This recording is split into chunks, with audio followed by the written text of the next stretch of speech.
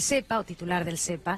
Gracias por venir, buenas tardes. Un placer, buenas tardes. Yo comenzaba el programa diciendo hoy que es uno de los temas más importantes. En realidad la economía se ha vuelto muy importante, sobre todo en los últimos meses.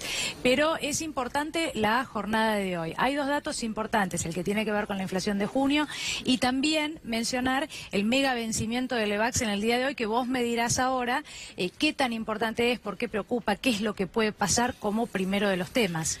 Bueno, en realidad uno tiene que vincularlo a algunos hechos que han pasado en los últimos días.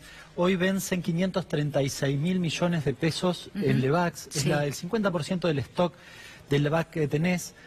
Ayer licitaron el bono de lo que se llama bote, con lo cual suscribieron aproximadamente 45.000 millones, habría que sacar eso, y además mañana arranca una de las medidas que ya se había anunciado, pero se implementa a partir de mañana, que es, no quiero equivocarme, pero aumenta 3 puntos los encajes bancarios. Sí. Esto saca probablemente del mercado unos 80.000 millones de pesos, lo cual hace esperar, estamos en vísperas de que se anuncie qué pasó en el día de hoy, pero hace esperar que probablemente 125.000 millones de pesos probablemente queden fuera de la licitación del EVAC y probablemente el resto suscriba. Vamos a ver cuál es la tasa finalmente. Que no modifica demasiado las cosas porque la tasa es alta, entonces a cualquier tenedor del EVAC le conviene seguir teniéndolas.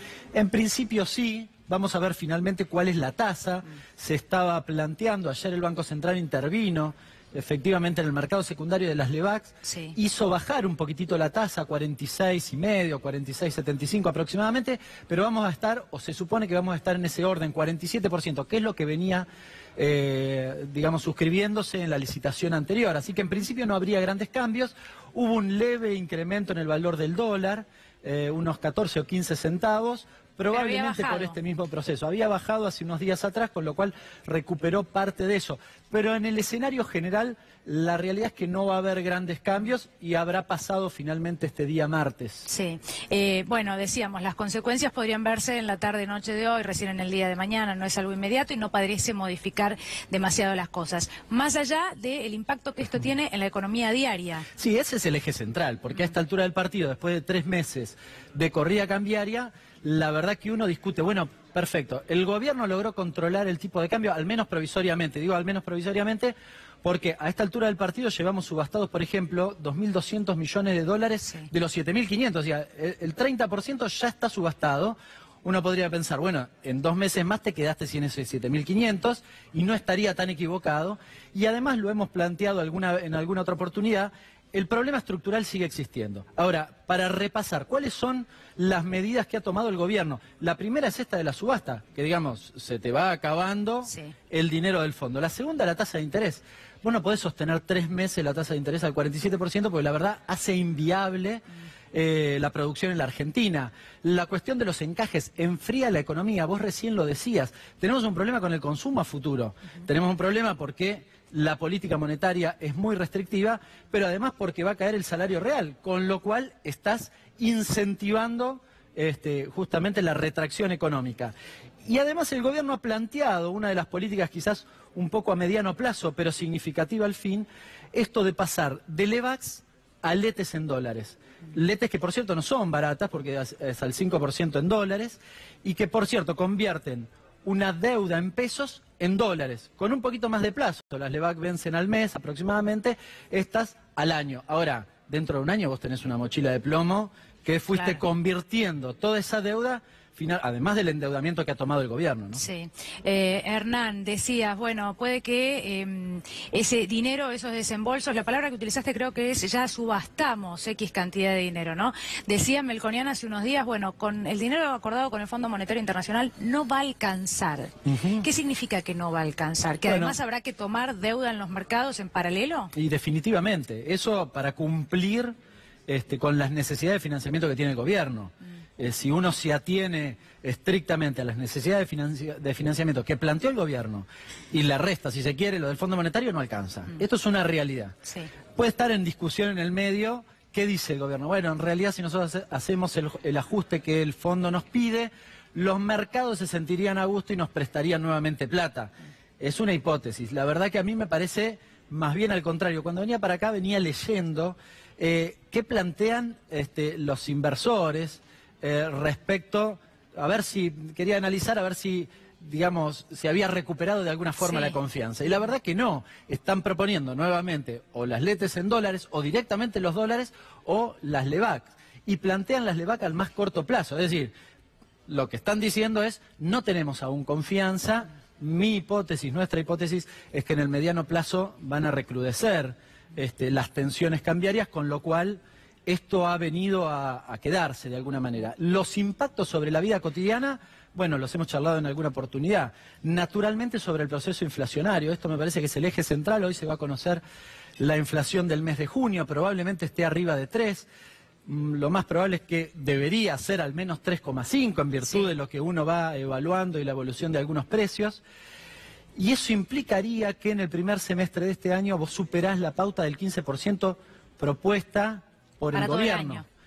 Para todo el año, naturalmente, que no era ni siquiera la original era 8 a 12, pasó a 15, y bueno, la superás en el primer semestre, lo cual implica, la mayoría de los gremios ha acordado entre 15 y 20% su paritaria, con lo cual implica una pérdida de poder adquisitivo de 6 meses. Sí, para los que tienen paritarias además, ¿no? Para los que acuerdan paritarias y discuten paritarias. Después hay un gran sector que en realidad está perjudicado absolutamente. Respecto de inflación te voy a preguntar ahora, pero la pauta inflacionaria vos decías 3,5. ¿No? Dicen, para este mes probablemente. Bien. La pregunta es, a ver, esto llevaría a un 30% o más de un 30% anual. El acuerdo con el Fondo Monetario Internacional preveía un 27% que podía llegar o extenderse hasta un 32%. ¿Qué pasa si se supera el 27% y qué pasa si se supera el 32%? Porque el 27% ya podríamos decir seguro. Bueno, lo que pasa es que habría que revisar, eso modifica las proyecciones que han hecho, entonces habría que revisar cuáles son los números finales para cumplir con el ajuste. Digamos, es la cuestión central. Para el Fondo Monetario, en realidad el aumento de la inflación trae aparejado, presume un aumento de la recaudación, con lo cual, si vos lográs sostener los gastos al nivel que tenías previsto, haces el ajuste fiscal. ¿Podría no ser tan negativo? Para la mirada del fondo, dicen tener que volver a sentarse y desde el Fondo Monetario y pedir disculpas, ¿no? Prácticamente. ¿Por qué? Porque no se hicieron las cosas bien. Ante el fondo. Sí, igual el fondo en este año no le preocupa tanto, por esto que digo, no le preocupa tanto, me parece, la inflación. Probablemente vuelvan a sentarse y revisar los números y los pronósticos, pero me parece que no le preocupa tanto. Sí, tal vez para el año próximo. De nuevo, la preocupación central del Fondo Monetario está o se concentra en el ajuste fiscal. Y eso se hace de distintas formas. Una es justamente que los gastos no aumenten con la misma evolución que tiene la inflación, con lo cual, digamos, y al fondo no es que le preocupa tanto el efecto colateral de la inflación. Sí, en todo caso se complicarán las condiciones. Bueno, yo creo que ahí está el eje central, porque todo esto que venimos discutiendo, que puede parecer abstracto, técnico, etcétera, bueno, trae problemas muy concretos. Cuando vos ves que los jubilados no van a aumentar sus jubilaciones por encima de la inflación, ya pasó en el primer semestre y va a pasar en el segundo. Los beneficiarios de la asignación universal por hijo, lo mismo, las pensiones no contributivas. Los salarios, recién lo mencionaba. Bueno, el ingreso en términos generales en la Argentina va a perder sensiblemente contra la inflación. Con lo cual te va a caer el consumo. Si te cae el consumo, te va a afectar naturalmente la producción. Si te afecta la producción y el consumo, va a tener impactos naturalmente sobre el PBI, pero además sobre la recaudación.